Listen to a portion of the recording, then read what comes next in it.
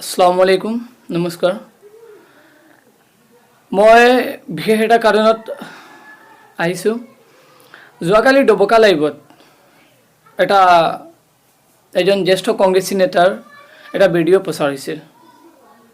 আলহাজ বছিৰ লস্কৰ সাহেবৰ হয়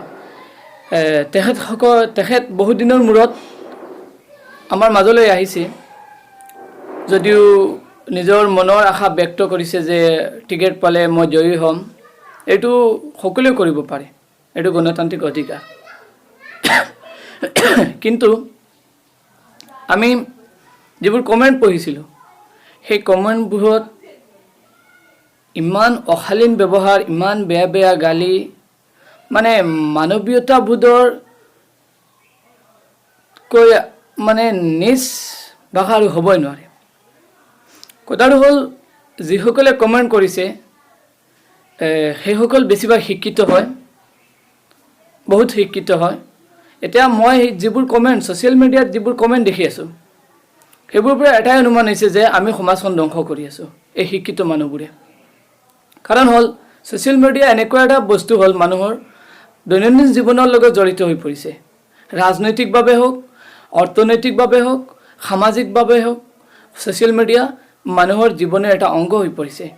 কোনো মানুহ বিপদত পৰিলে ছ'চিয়েল মিডিয়াৰ যোগেদি মানুহে সহায় কৰে এনেকুৱা এটা মানে জীৱনৰ এটা বহুত সমস্যাৰ সমাধান হ'ল ছ'চিয়েল মিডিয়া আমি ক'ব লাগিব যে আমি শিক্ষিত সমাজে যেনেকুৱা ভাষা ব্যৱহাৰ কৰি আছোঁ ছ'চিয়েল মিডিয়াত তাৰ পৰা আমি এটাই পৰিচয় দি আছোঁ আমাৰ পৰিয়ালৰ পৰিচয় দি আছোঁ মাক দেউতাৰ পৰিচয় দি আছোঁ যিকোনো দলৰ নেতা নহওক কিয় এজিপিৰ হওক কংগ্ৰেছৰ হওক AIUDFৰ হওক আমাতকৈ বয়োজ্যেষ্ঠসকলক সন্মান কৰা উচিত আমি সমালোচনা কৰিব লাগে গঠনমূলক সমালোচনা কৰিব লাগে সমালোচনা কৰিবলৈ গৈ কাৰোবাক নিচ দেখুৱাবলৈ গৈ ইমান বেয়া ভাষা ছ'চিয়েল মিডিয়াত ব্যৱহাৰ কৰাটো ধিক্কাৰ জনাইছোঁ আৰু এটা নতুন নাম আমাৰ আহি পৰিছে IT চেল হয় সকলোৱে এটা পদ পাই গৈছোঁ IT চেল এনেকুৱা লাগি আছে যে নিজে কিবা এটা দেশৰ ৰাইজৰ কিবা দায়িত্ব লৈ পেলাইছোঁ হয় গোটেই দিন গোটেই ৰাতি হওক আমি IT চেলত ব্যস্ত থাকোঁ আৰু কি কৰোঁ IT চেলত বহি কোনোবাই কিবা পোষ্ট কৰিছে তাৰ তলত গৈ বেয়া ভাষা বেয়া গালি দিয়া কাৰোবাক নিচ দেখুওৱা বেছিভাগ মানুহে কৰি আছোঁ আৰু তাৰ ভিতৰত 80% মই 90% বুলি ক'ব পাৰিম শিক্ষিত সমাজে কৰি আছোঁ এতিয়া শিক্ষিত সমাজে সমাজ সংস্কাৰ কৰি আছোঁ নে সমাজক ধ্বংস কৰি আছোঁ জ্যেষ্ঠসকল বেয়া হ'লেও তেখেতসকলক সন্মান কৰা উচিত তেখেতসকলক সমালোচনা কৰা উচিত এটা কথা মনত ৰাখিব আপোনাৰ ভাল ব্যৱহাৰে শত্ৰুকো আপোনাৰ বন্ধু বনাই পেলাব পাৰে আৰু মই এইটো উদাহৰণ পাইছোঁ মোৰ বিষয়ে বহুতে লিখিছে মই তেখেতসকলক গৈছোঁ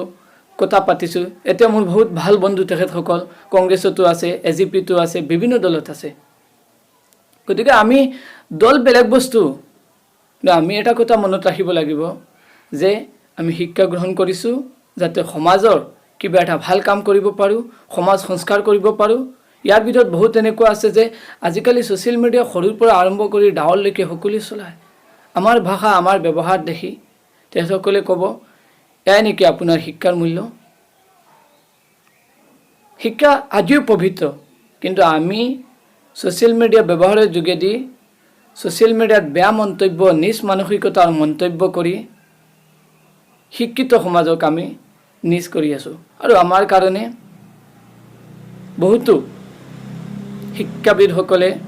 মূৰ তুলি কথা ক'ব নোৱাৰা হ'ল কাৰণ আমাৰ যি ব্যৱহাৰ ইমানখিনি পঢ়া শুনা কৰি আমি যি কমেণ্ট কৰি আছোঁ আমি যি ব্যৱহাৰ কৰি আছোঁ তাৰ পৰা তেখেতসকলে কেনেকৈ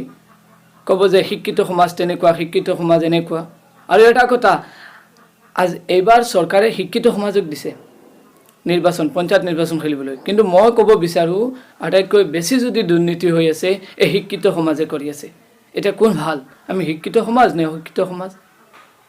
আনুষ্ঠানিক শিক্ষা গ্ৰহণ কৰিছোঁ আমি কিন্তু অনানুষ্ঠানিক শিক্ষাৰ কোনো জ্ঞানেই পোৱা নাই আমাৰ ওচৰত নাই নৈতিকতাৰ শিক্ষা নাই আমাৰ ওচৰত নৈতিক মূল্যবোধ সেইকাৰণে আমি যাকে তাকে বেয়া ব্যৱহাৰ কৰিবলৈ কুণ্ঠাবোধ নকৰোঁ। গতিকে আমাৰ এটা অনুৰোধ, ৰাজনীতি কৰিব লাগে, ভাল ভাষাৰে কৰিব লাগে আৰু সকলোকে নিজৰ আপোন বুলি ভাবিব লাগে সমালোচনা কৰক ঘটনমূলক সমালোচনা কৰক ভাল বেয়া সকলো দিশ আছে সেই বুলি বেয়া ভাষা ব্যৱহাৰ কৰিব নালাগে এইটো আপোনালোকৰ ওচৰত মোৰ অনুৰোধ ধন্যবাদ